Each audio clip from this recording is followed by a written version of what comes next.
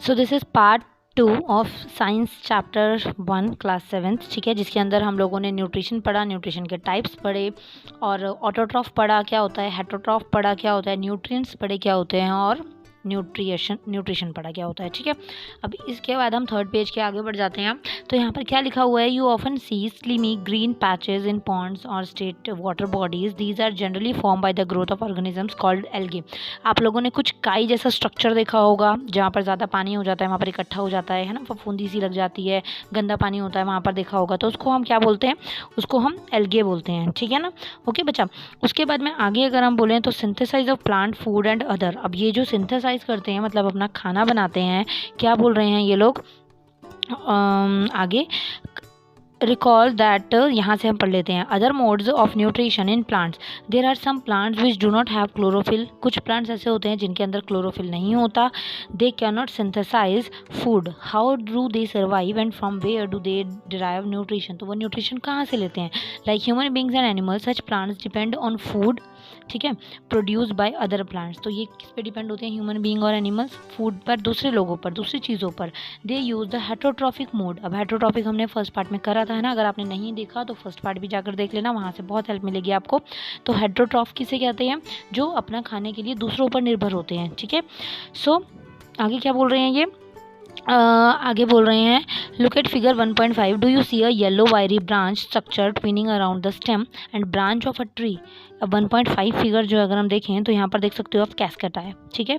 तो ये आप लोग देखेंगे जब, तो ये पूरा का पूरा कैस्केटा प्लांट जो है ये बेल की तरह होता है, अमर बेल येलो कलर की आपने देखी भी होगी, ये पूरे प्लांट पे ना फैल जाती है, ठीक है, और ये दर्द वगैरह के लिए भी काम आती है। कोविड के अंदर भी ये जो अमर बेल है ये काफ़ी लोगों ने जो है यूज़ की थी। Okay, this is plant called cuscuta, it does not have chlorophyll. अब इसमें क्लोरोफिल नहीं होता, क्योंकि क्लोरोफिल क्या होता है, ग्रीन पिगमेंट, तो ग्रीन पिगमेंट तो इसमें है नहीं। It takes readymade food from the plant on which it climb. तो ये फूड कहाँ से लेता है, ये फूड वहाँ से लेता है जिसके ऊपर ये चढ़ा होता है, ठीक है। The plant on which it climb is called the host. और जिस प्लांट के ऊपर ये चढ़ा हुआ है, जिस ट्री के ऊपर ये बेल चढ़ी हुई है, उसको हम होस्ट बोलते हैं, ठीक है। Since it deprive the host of valuable nutrients. तो ये जो होस्ट है ये यहाँ पर न्यूट्रिएंट देने का इसको काम करता है, ठीक है बच्चा। Cuscuta is called the parasite. Cuscuta कौन है, पैरासाइट है। Are we and other animals also a kind of parasite. अब पैरासाइट यहाँ पर क्या समझ आया हमें, पैरासाइट कौन होते हैं, जो पैरासाइट कौन है, कैस्केटा, जो दूसरे किसी चीज़ के ऊपर चढ़े हुए हैं और वो उस लिविंग थिंग से अपना न्यूट्रिशन ले रहे हैं, ठीक है, और जिसके ऊपर वो चढ़े हुए हैं उनको हम होस्ट बोलते हैं, ठीक है बच्चा। ओके, आगे जो है अगर हम ये 1.6 देखें, हैव यू सीन और heard of plant that can eat animals. There are few plants, कुछ प्लांट्स ऐसे भी होते हैं जो एनिमल्स और इंसेक्ट्स को खा लेते हैं, ठीक है। Such plants may be green और some of other colour at the plant in figure 1.6। तो यहाँ पर देख सकते हो आप, पिक्चर प्लांट है। पिक्चर प्लांट जो है कुछ इस तरीके का होता है, और आपको पता है ये अगर इसके अंदर कोई इंसेक्ट यहाँ पर बैठ जाता है तो ये पूरा कवर कर लेता है अपने आप को, और ये उसकी सांसें रुक जाती हैं और उससे न्यूट्रिशन लेता है, उस इंसेक्ट को ये खा लेता है, मक्खी हो, मच्छर हो, कोई भी अगर इसके अंदर बैठ जाता है तो, ठीक है। आगे क्या बोल रहे हैं ये, द पिक्चर प्लांट लाइक और jug like structure is the modified part of leaf. ये लीफ का मोडिफाइड पार्ट होता है, एक पत्ता ही होता है ये, बट ये इस तरीके का होता है। The apex of leaf form a lid which can open and close the mouth of the picture. Inside the picture there are, ठीक है, यहाँ पर आप लोग देख सकते हैं इस तरीके से ये खाना अपना बनाते हैं, which are directed downwards which an insect land in the picture। जब पिक्चर प्लांट के अंदर कोई इंसेक्ट लैंड करता है, बैठता है, the lid close and trapped insect get entangled into the hair। और वो जो क्या करता है, इंसेक्ट को जो है अपने बालों में, उसके अंदर कुछ रेशे होते हैं, उसमें वो इंसेक्ट को फंसा लेता है और वो बंद कर लेता है जाल में। the lid close and the insect is trapped। और जो वो उसका लिड है वो क्रॉस मतलब क्लोज हो जाता है, मतलब उसका मुंह जो है वो बंद हो जाता है और इंसेक्ट जो है वो जाल में फंस जाता है, उसके रोए में, उसके बालों में। The insect is digested by the digestive juice secreted in the picture and it nutrients are absorb. तो जो इसके अंदर सीक्रेट जूस होता है उसको ये एब्जॉर्ब कर लेता है और उसी से ये न्यूट्रिशन ले लेता है, ठीक है।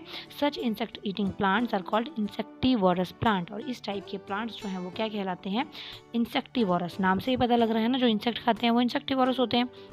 आगे अगर हम देखें सेप्रोट्रॉफ्स, सेप्रोट्रॉफ क्या होते हैं, you might have seen packets of mushroom sold in the vegetable market. You may have also seen fluffy umbrella-like patches growing in moist soils on the rotting wood during the rainy season. Rainy season में जो है इस तरीके से उगाया जाता है ना.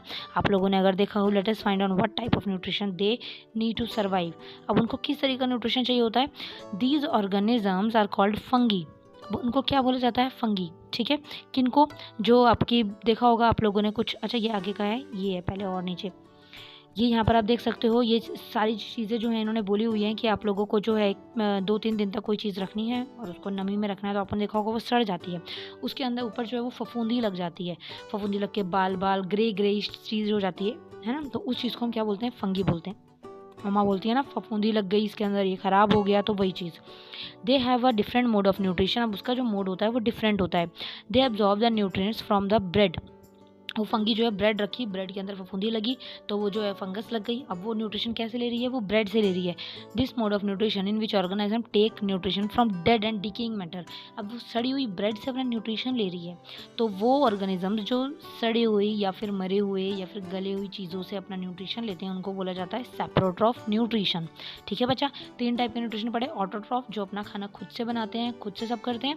हेटरोट्रॉफ जैसे ह्यूमन बींग जो दूसरों पर डिपेंड होते हैं, दूसरे लिविंग ऑर्गेनिज्म से लेते हैं. सेप्रोट्रॉफ जो डेड और डिकेई चीज़ों से अपना खाना बनाते हैं, लेते हैं. ठीक है, ओके. और पैरासाइट कौन होते हैं, जो किसी चीज़ के ऊपर, लिविंग थिंग के ऊपर चढ़ जाते हैं और उससे अपना खाना लेते हैं. और जिसके ऊपर वो चढ़े होते हैं, कैसकट्टा का एग्जांपल याद रखना, अमरबेल का. और वो जो जिस पे चढ़े होते हैं उसको हम होस्ट बोलते हैं. ठीक है, अब ये हो गया फंगी. और किस किस पे लगती है, अचार पर, लेदर पर, क्लोथ्स पर और other articles that are left in hot and humid weather. जो फफूंदी कहाँ पर लगती है, जहाँ नमी होती है, पानी भी होता है, नमी भी होती है, घमस होती है. ठीक है, तो उसको बोला जाता है.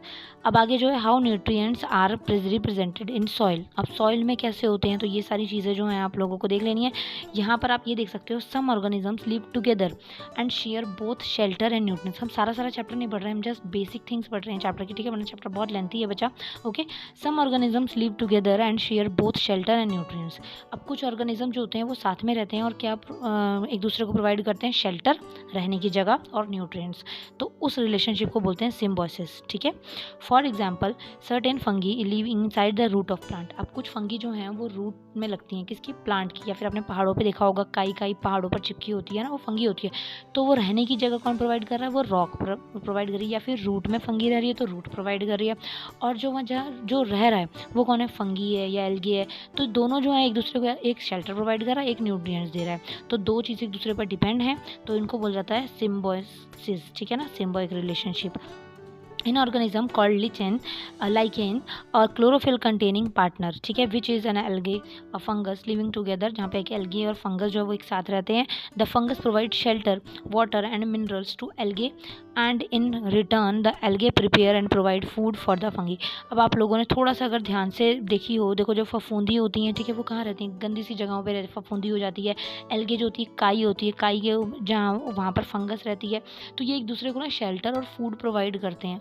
तो इसी को जो है हम आगे जाके क्या बोल देते हैं, सिम्बायोसिस रिलेशनशिप. ठीक है, आगे क्या है, जो how nutrients are represented in the soil. Have you seen farmers spreading manure और फर्टिलाइजर इन द फील्ड. क्या आपने देखा है ना, जब किसान जो है खेती करते हैं वो खेतों में क्या क्या देते हैं, अपना फर्टिलाइजर्स है ना, दवाइयाँ वगैरह डालते हैं ताकि सॉइल में जो है और पौधों में जो है वो कीड़े ना लगें. You learn that plants absorb minerals and nutrients from the soil, so the amount of their soil keep on declining. Fertilizers and manures contain nutrients such as nitrogen, potassium, phosphorus. अब यहाँ पर ये बोल रहे हैं कि आप लोगों ने पढ़ा होगा कि जो प्लांट्स हैं वो न्यूट्रिशंस और न्यूट्रिएंट्स जो है, मिनरल्स जो है वो अब्जॉर्ब करते हैं सॉइल में से, है ना.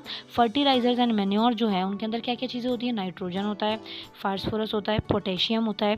फर्टिलाइजर क्या था, फर्टिलाइजर जो दवाइयाँ हम जो पौधों में छिड़कते हैं. ठीक है, these nutrients need to be added from time to time to enrich the soil. We can grow plants and keep them healthy if we fulfill the nutrients requirement of plants. Usually crop plants absorb a lot of nitrogen and the soil becomes deficient in nitrogen. You learned that through nitrogen gas is available in plenty in air, plant cannot use it in the manner they can use carbon dioxide. अब यहाँ पर बच्चा क्या बोल रहे हैं ये लोग, ये कह रहे हैं क्रॉप प्लांट जो होते हैं वो लॉट ऑफ नाइट्रोजन एंड जो मतलब चीज़ें हैं जो इनके लिए अच्छी हैं वो जो है एब्जॉर्ब करते हैं सॉइल से, और सॉइल जो है उसके अंदर नाइट्रोजन हो जाती है ना, वो नाइट्रोजन जो है वो सॉइल से ले रहे हैं प्लांट्स, ठीक है। तो you learn that through nitrogen gas is available in plenty in air, plant can not use it in the manner they can use carbon dioxide. अगर हवा के अंदर नाइट्रोजन ऑलरेडी अवेलेबल है, तो अगर हवा में नाइट्रोजन है तो प्लांट्स उन फर्टिलाइजर से नाइट्रोजन नहीं लेते, वो उसकी जगह कार्बन डाइऑक्साइड यूज़ करते हैं। They need nitrogen in the soluble form, उनको जो नाइट्रोजन जो है वो सॉल्यूबल फॉर्म में यूज़ करते हैं। सॉल्यूबल मीन्स जो घुल जाती है, जो पेड़ पौधों पे छिड़की जाती है। The bacterium called rhizobium can take atmospheric nitrogen and convert it into a usable form. जो राइजोबियम नाम का बैक्टीरिया होता है वो क्या करता है, वो जो नाइट्रोजन हवा में है ना उसको वो कन्वर्ट कर लेता है ताकि वो पौधे अपने आप उसको ले सकें। But rhizobium can not make its own food, जो राइजोबियम बैक्टीरिया है वो अपना खाना खुद से नहीं बनाता। So it is often lives in the root of gram, peas, मूंग, ये कुछ सब्जी कुछ वो हैं ये फसलें, चना हो गया, ठीक है, मूंग दाल हो गई, बीन्स हो गई, इनके ऊपर जो है इनकी रूट में ये राइजोबियम बैक्टीरिया रहता है, वहीं से अपना खाना लेता है, ठीक है।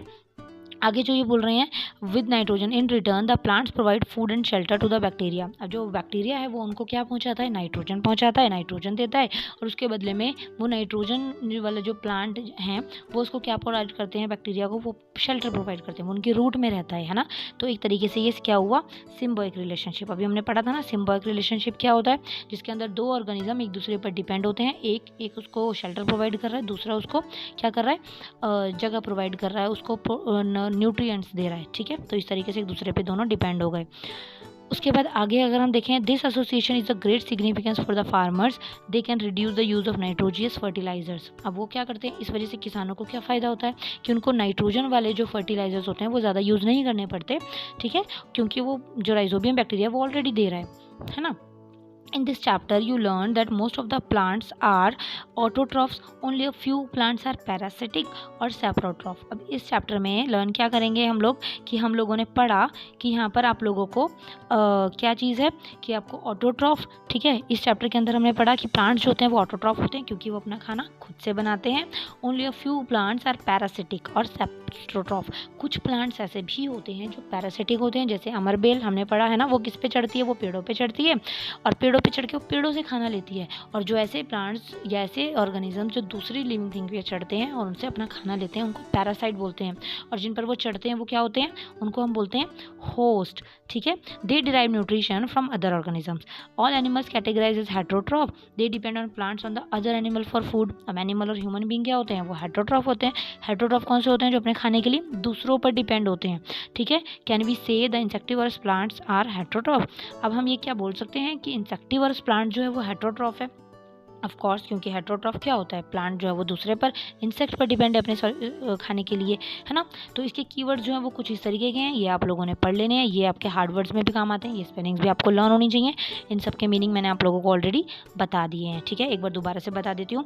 ऑटोट्रॉफिक वो होते हैं वो ऑर्गेनिज्म जो अपना खाना खुद से प्रिपेयर करते हैं, जैसे प्लांट्स।